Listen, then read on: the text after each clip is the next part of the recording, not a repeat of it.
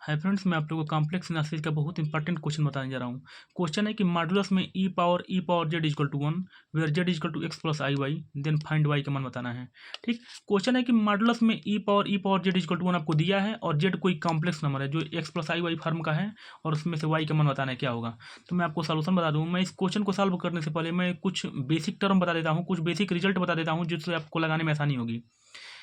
ठीक, तो क्वेश्चन है कि हम लोग जानते हैं कि वी नो दैट मॉडुलस में e power z equal to 1 कब होता है, जब जेड क्या हो, प्योरली इमेजिनरी हो। मतलब मॉडुलस में e power z equal to 1 if z is purely imaginary.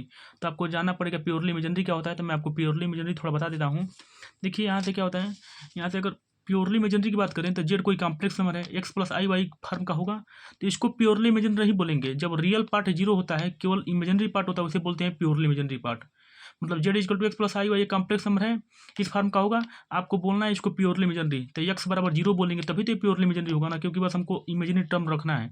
तो इमेजिनरी टर्म कब हो सकता है, जब एक्स बराबर जीरो हो जाए। मतलब यह प्योरली इमेजिनरी नहीं है, यह प्योरली इमेजिनरी है। तो प्योरली इमेजिनरी बनाने के लिए क्या करते हैं, रियल पार्ट को जीरो कर देते हैं। तो मैं वही सेम डिफरेंस अप्लाई कर रहा हूँ कि लिखा है कि वी नो दैट मॉडुलस में e power z equal to 1 कब होता है, जब if z is purely imaginary. तो सिंस मैं एक्सप्लेन कर रहा हूँ, since z is purely imaginary, तो जेड किस फॉर्म का है, x plus i y form का है, तो z is to x plus i y. और आपको पता है कि दिया है कि जेड इज प्योरली इमेजिनरी, मतलब रियल पार्ट जीरो, मतलब एक्स बराबर जीरो हो जाएगा। यहाँ मैं साइड में लिख भी दिया हूँ कि since z is purely imaginary.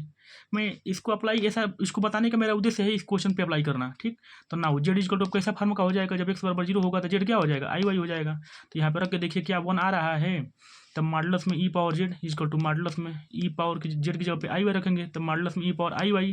तो ई पावर आई थीटा का फॉर्मूला क्या होता है, cos theta plus i sine theta. तो वहाँ से तोड़ेंगे, थीटा की जगह पे वाई है, तो मॉडुलस में cos y plus i sine y.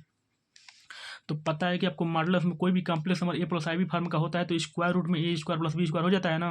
तो रूट में cos square y plus sine square y हो जाएगा। तो ये आप जानते होंगे। तो cos square theta plus sine square theta equal to 1 होता है, तो रूट में 1 का वर्गमूल क्या होता है 1।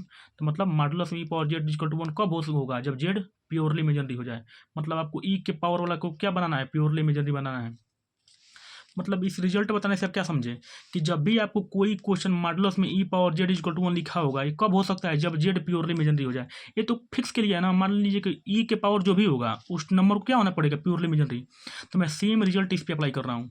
देखिए in the same way modulus में e power z equal to 1 दिया है ना आपको। यहाँ से देखिए मॉडुलस में e power z equal to 1 आपको दिया है।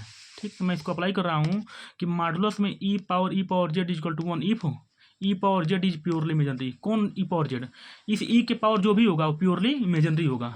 यहाँ से देखिए जब e power z equal to 1 था, if z is purely imaginary, मतलब ई के पावर जो भी होगा वो क्या होगा, प्योरली इमेजिनरी होगा, तभी यह 1 होगा। तो मैं वहीं अप्लाई किया हूँ कि इस ई के पावर क्या है, ई पावर जेड है, तो मतलब ई पावर जेड को क्या होना पड़ेगा, प्योरली इमेजिनरी। तो देखते हैं प्योरली इमेजिनरी से क्या निकल के आता है। नाउ ई पावर जेड को मैं एक्सप्रेस कर रहा हूँ, इस ई पावर जेड को। तो e power z equal to, मैं इसको प्योरली इमेजिनरी बनाने जा रहा हूँ। ये तो प्योरली इमेजिनरी भी नहीं ना है, क्योंकि अभी एक जेड को एक्सप्रेस करेंगे तो x plus i y form का होगा। तो उसको निकालते हैं प्योरली इमेजिनरी कब बनेगा। तो e power z equal to z की जगह पे एक्स प्लस आई वाई रखिए, तो e power x plus i y. तो इसको अलग अलग कर सकते हैं, e power x into e power i y, क्योंकि बेस समान होता है तो पावर को जोड़ लेते हैं, सेम अभी ऊपर वाला आ जाएगा। मैं इसको अलग अलग लिख सकता हूँ। तो ई पावर आई थीटा का फार्मूला जानते हैं ना, cos y plus i sine y बराबर e power x into bracket में cos y plus i sine y. फिर ई पावर एक्स से मल्टीप्लाई कर दीजिए दोनों में, तो e power x into cos y plus i e power x into sine y. और आपको पता है कि ई पावर जेड क्या है, एक प्योरली इमेजिनरी है। तो मैं यहाँ लिख दिया हूँ साइड में कि since E power z is purely imaginary. तो e power z purely imaginary कब हो सकता है, क्योंकि यहाँ पे रियल पार्ट है और इमेजिनरी पार्ट है। प्योरली इमेजिनरी कब बनेगा, जब रियल पार्ट जीरो हो जाए। मतलब e power z purely imaginary तभी होगा जब e power x into cos y बराबर जीरो हो जाए, मतलब यह टर्म जीरो हो जाए, तभी तो बनेगा ना। तभी यह 1 भी आएगा।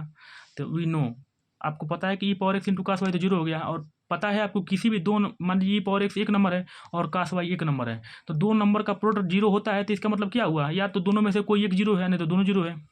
तो आपको पता है कि we know that e power x never zero, मतलब ई पावर एक्स कभी जीरो नहीं होता है। आप कुछ भी रख देंगे एक्स के ऊपर, वो ई पावर एक्स कभी जीरो नहीं होता है।